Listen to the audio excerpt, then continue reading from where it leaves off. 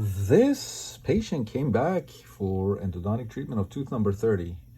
I did number 29 last week, and she came back so I can work on tooth number 30. As you can see, large decay into the pulp.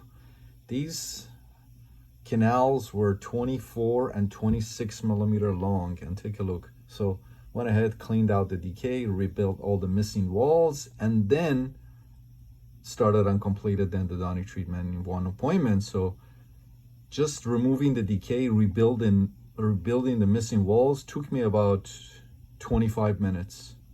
And then the rest of the hour, the other 35 minutes I spent on the root canal. And take a look. That's how important removing the decay and rebuilding the missing walls is before you start the endodontic treatment. Take a look. Look at these canals. Look at this. Almost 90 degrees. As you can see, 4 canal systems.